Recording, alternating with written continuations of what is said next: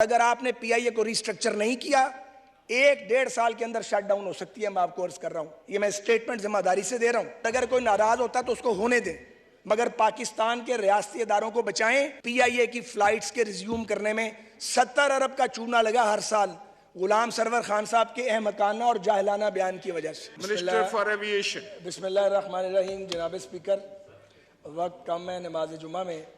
मैं शुक्रगुजार हूँ मौलाना अब्दुल अकबर चित्राली साहब का कि उन्होंने एक नहायत अहम मसले पर कॉलिंग अटेंशन नोटिस डाला है, जिसे असेंबली सेक्रेटेरिएट ने फ़ौरन पिक किया है। यार मुर्तज़ा साहब आ जाओ वापस, हमें कुछ नहीं किया जाएगा ताकि गल हो जाए। हजूर, गुजारिश ये है कि दुनिया में जो बेस्ट प्रैक्टिस है इस वक्त एयरपोर्ट्स को ऑपरेट करने की, वो तो थ्रू प्राइवेट ऑपरेटर्स है। हमारे पड़ोसी मुल्क इंडिया में 8 के करीब एयरपोर्ट हैं जिन्हें उन्होंने आउटसोर्स किया उनके ऑपरेशंस को।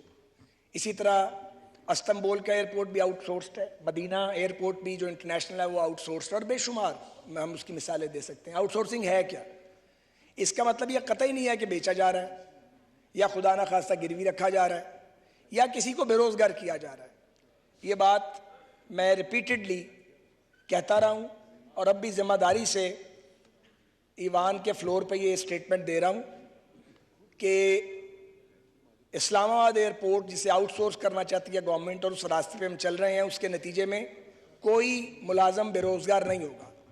सबको जॉब सिक्योरिटी इसी तरह हासिल रहेगी और उनको सैलरीज और जो भी मराहत हासिल है कानून के मुताबिक वो मिलती रहेंगी। लेकिन पाकिस्तान के एयरपोर्ट्स को अब जीटीएस का अड्डा बनाने से हमें गुरेज करना पड़ेगा और जो कुछ दुनिया कर रही है, जो बेस्ट प्रैक्टिसेस हैं, उनको फॉलो करना पड़ेगा। इसलिए अगर कोई दबाव डालेगा, कोई प्रेशराइज करेगा, तो रियासत को वो प्रेशर बिल्कुल नहीं लेना, क्योंकि हम सिंक कर रहे हैं, हमारे अदारे सिंक कर रहे हैं। उसकी वजह क्या है? उसकी वजह है डर्टी पॉलिटिक्स, हर वक्त की सियासतबाजी, अपने लोगों को लोड करना, जहां 10 लोगों की जरूरत है वहां 50 लोगों को भर दिया हुआ है। और एक दर्दनाक दास्तान है इस मुल्क को बर्बाद करने की, जिसमें खैर से मार्शल लॉ की हुकूमतें भी शामिल रही हैं और सियासी हुकूमतों ने भी कम नहीं किया। मैं उस तफसील में नहीं जाना चाहता, वक्त नहीं है। इस्लामाबाद का एयरपोर्ट इंशाल्लाह 15 साल के लिए आउटसोर्स होगा। इसका जो एरिया है रनवे का और जो इसका नेविगेशनल सर्विसेज और रनवे ऑपरेशंस है, ये आउटसोर्स नहीं होंगे, ये सिविल एविएशन अथॉरिटी करती रहेगी और बाकी जो एरिया है उसको हम आउटसोर्स करेंगे। आईएफसी, इंटरनेशनल फाइनेंस कॉरपोरेशन, जो वर्ल्ड बैंक की ऑफशूट है, वो हमारी कंसल्टेंट है। 12-13 कंपनीज जो हैं उन्होंने अपना इंटरेस्ट शो किया है।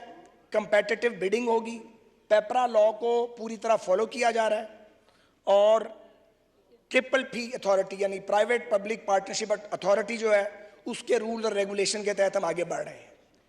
तो ये पहला पाकिस्तान का एयरपोर्ट होगा जो आउटसोर्स होगा और वहाँ पे जो बेस्ट इंटरनेशनल प्रैक्टिसेस हैं उनको इम्प्लीमेंट किया जाएगा और उसके बाद फिर लाहौर और कराची की बारी आएगी।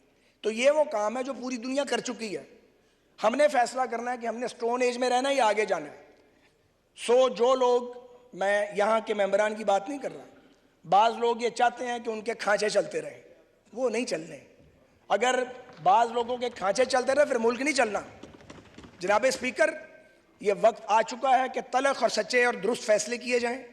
इसी तरह पीआईए है, 1 मिनट में मैंने पूरा जोर लगाया, मैं प्रो प्राइवेटाइजेशन नहीं हूँ, ये बात मेरे सारे ऑनरेबल कलीग्स को पता है, लेकिन मुझ जैसे आदमी को भी समझ आ गई है कि पीआईए जिसका इस साल 80 अरब का खसारा है, अगर ये इस हाल में पड़ी रही 20-30 में 259 अरब का खसारा होगा।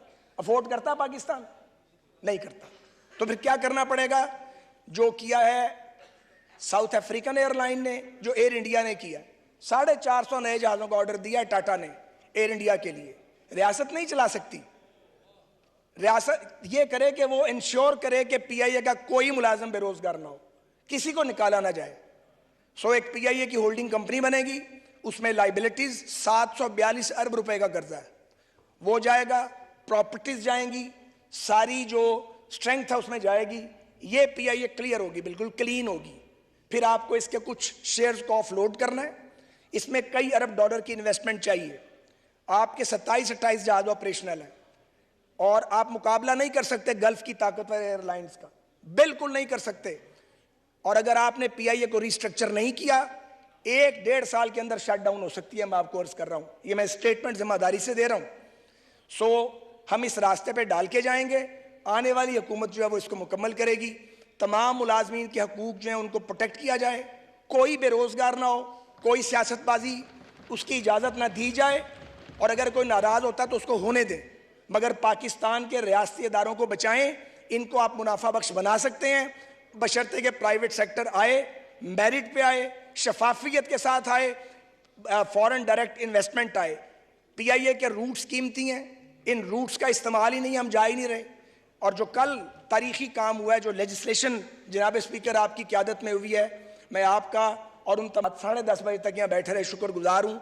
ये एक आखिरी रुकावट थी पीआईए की फ़्लाइट्स के रिज्यूम करने में। 70 अरब का चूना लगा हर साल गुलाम सरवर खान साहब के अहमकाना और जाहिलाना बयान की वजह से। तो मेरी गुजारिश ये है कि हमें तवक्को है कि अगले 3 महीने में यूके की फ़्लाइट्स रिज्यूम होंगी। 5 आपकी एयरलाइंस हैं, 1 पीआईए, 4 प्राइवेट, और इसका क्रेडिट इस ईवान को जाता है, हम सब को जाता है जो इस ईवान का हिस्सा है, जनाब को जाता है। शहबाज शरीफ साहब की डिज़ायर और एफर्ट के मुताबिक और डार साहब की क़यादत में मैं यकीनन इसको कहना चाहता हूँ, मेरे बड़े भाई हैं, वो अपनी जगह प्रोफेशनल बात कर रहा हूँ, बेपनाह मदद किया डार साहब ने और आज़म नज़ीर तारड़ साहब ने हमारी। हम ये पुल सरात कबूल कर गए हैं, और जो बैरून मुल्क पाकिस्तानी हैं उनके लिए ये एक बहुत अच्छी खबर है कि 3 माह में एटलीस्ट यूके की अल्लाह ने चाहा तो फ़्लाइट्स रिज्यूम होंगी, और उसके बाद फिर यूरोपियन यूनियन और अमेरिका की फ़्लाइट्स रिज्यूम होगी। तो सर, मैं आपको यकीन दिलाता हूँ, फाजल मेंबर को और इस ईवान को, कोई शख्स इंशाल्लाह बेरोज़गार नहीं होगा, लेकिन हम अपने एयरपोर्ट्स को बेहतरीन एयरपोर्ट बनाएंगे।